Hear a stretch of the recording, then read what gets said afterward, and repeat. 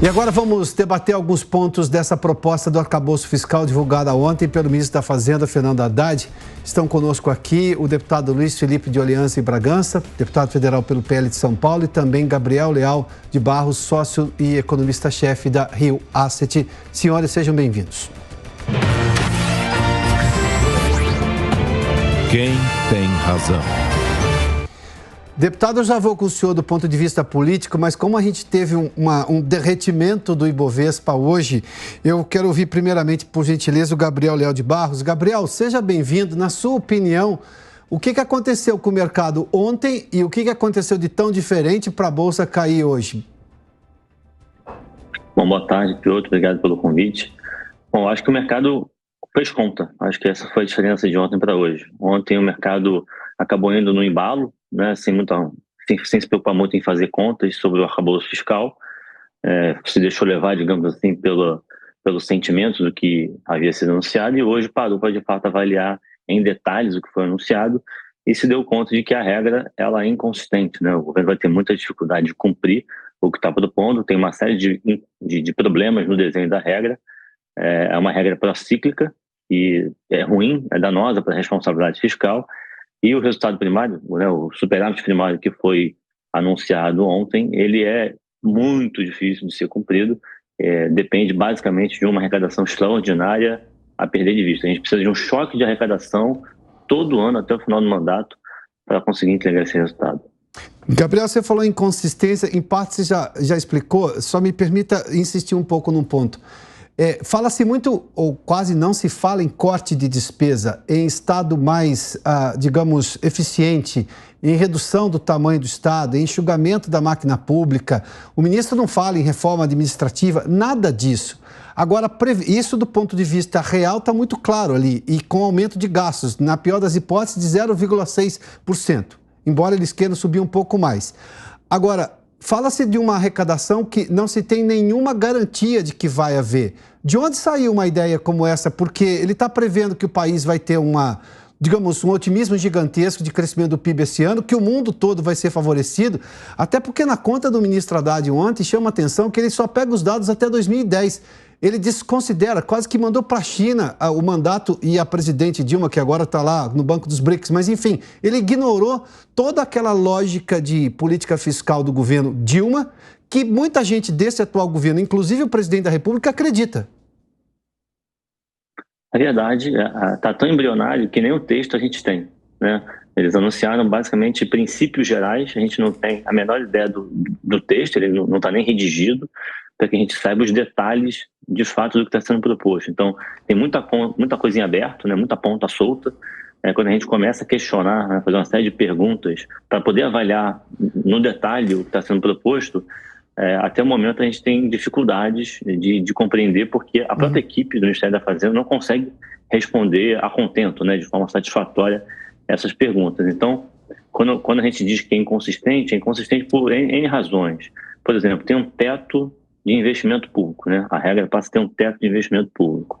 Esse investimento público, como é um teto e ele é crescente, com proporção da despesa, isso comprime o espaço dos outros gastos, certo?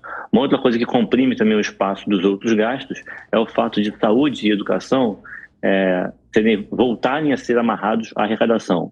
Antes do teto de gastos era dessa forma e agora está voltando. A regra do teto de gastos, que foi aprovada em 2016, passou a valer a partir de 2017, acabou com esse problema do gasto dessas duas áreas serem amarradas à arrecadação.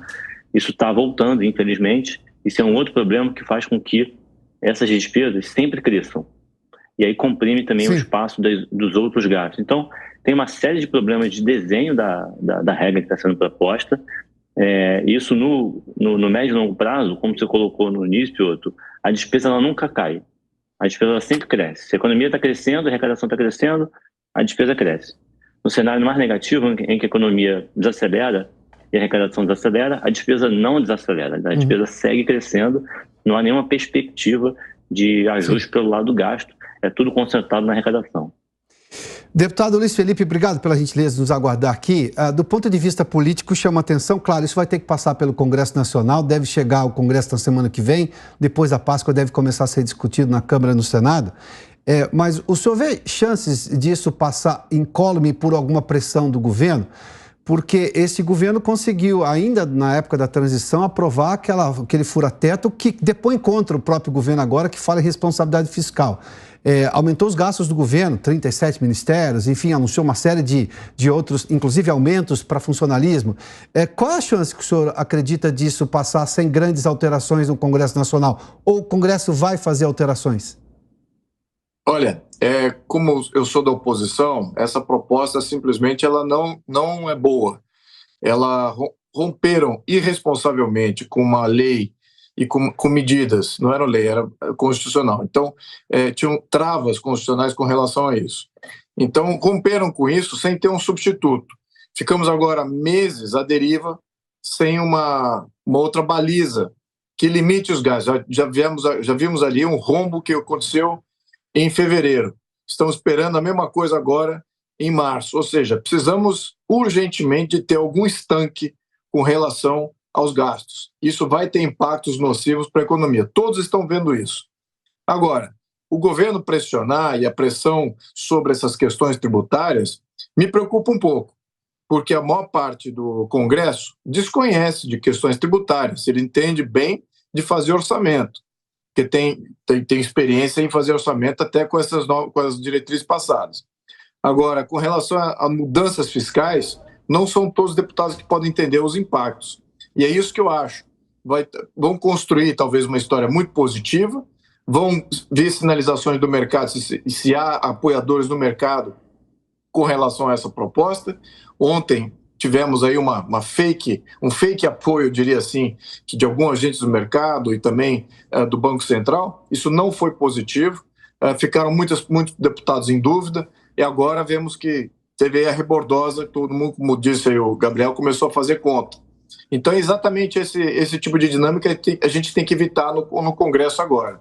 A gente tem que entender que são nocivas, eles estão garantindo gastos, na verdade é isso, dentro de uma banda.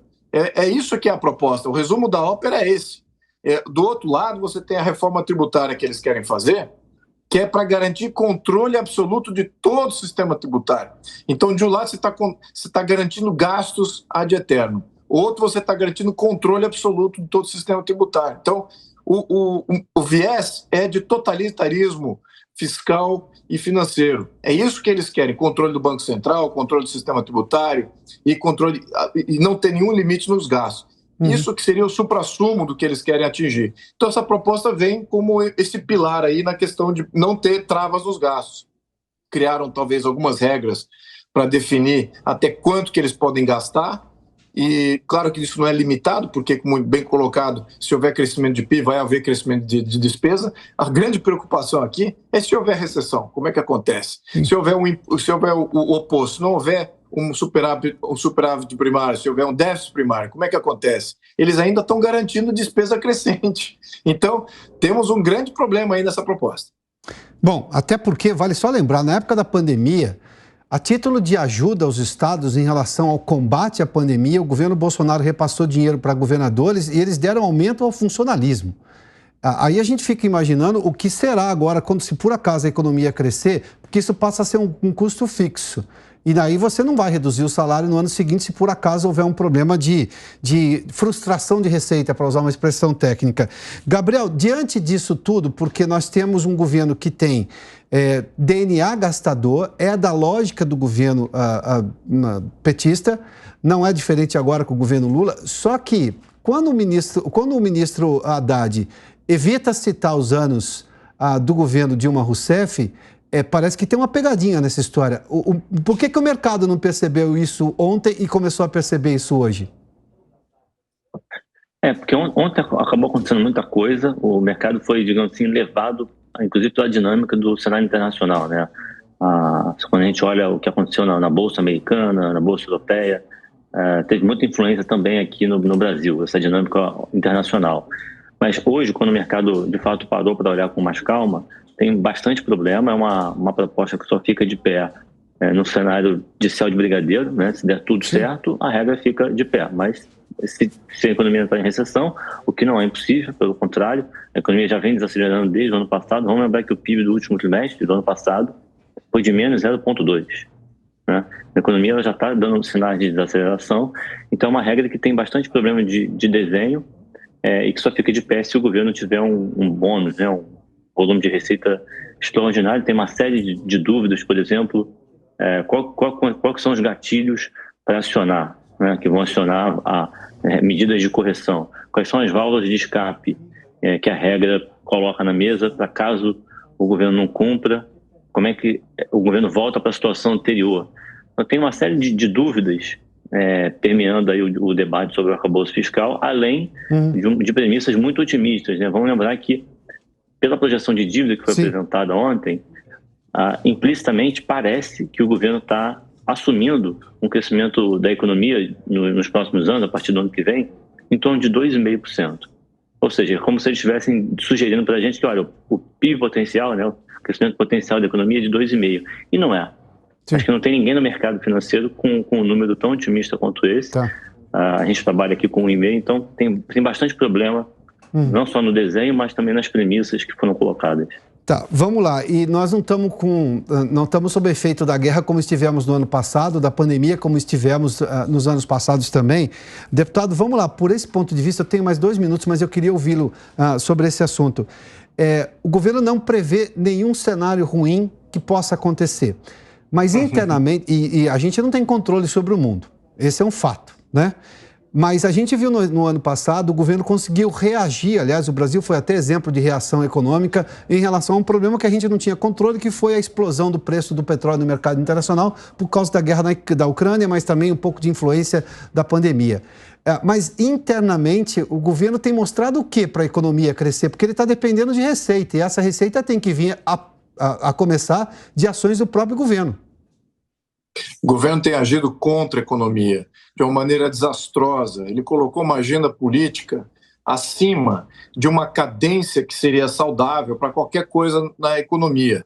Então ele começou a mexer em estruturas econômicas sem ter exatamente o sequenciamento correto, sem ter um timing correto, está fazendo uma enxurrada porque é levado por uma agenda política. Sim. Muitos ali estão dirigindo o governo dizendo assim, olha, se não acontecer essas reformas nos primeiros 6 meses de governo, não acontece mais. Então, eles estão empurrando tudo. E isso está gerando uma crise prematura, está se autoimpondo em crise, em todos os sentidos. E eu vou dar aqui um outro pitaco, que é agora da minha experiência como parlamentar, que eu aprendi. A proposta, como ela foi apresentada de uma maneira rasa, ela já é complexa. Para você traduzir isso num texto que é, de fato, do estado da arte, para um parlamentar avaliar, entendendo todas as nuances, entendendo todas as ramificações e interpretações possíveis que pode levar daquele artigo, já gera um perigo extra até. Então, é uma proposta muito mais complexa. Ao mesmo tempo, como você bem pontuou aqui no começo, quem é que está comandando a economia? São pessoas que têm essa noção de visão das variedades e da variabilidade que está acontecendo no mercado internacional. Lembrando que o Guedes aqui era um grande planejador e antecipador de movimentos internacionais. Essa equipe, ela está vendo isso? Ou ela vai meramente impor aqui um regime, uma agenda política em cima da agenda econômica e não vai só reagir ao que vai acontecer no mundo? Eu vejo isso um nível de risco extremamente alto para o Brasil, uma fragilidade macroeconômica crescente, e com essa equipe, as nomeações que eles têm feito, Dilma Rousseff, Mercadante, Haddad, colocaram um estagiário no comando do Fundo de Pressão da Previ, eles não têm mais ninguém de qualidade para estar assessorando eles para fazer esse tipo de interferência que eles querem. Isso é um absurdo que está acontecendo. Então, respondendo a tua pergunta, desastre na economia é o governo Lula. Deputado Luiz Felipe de Orleans de Bragança, Gabriel Leal de Barros, muitíssimo obrigado pela participação dos senhores aqui nesse debate. Boa tarde.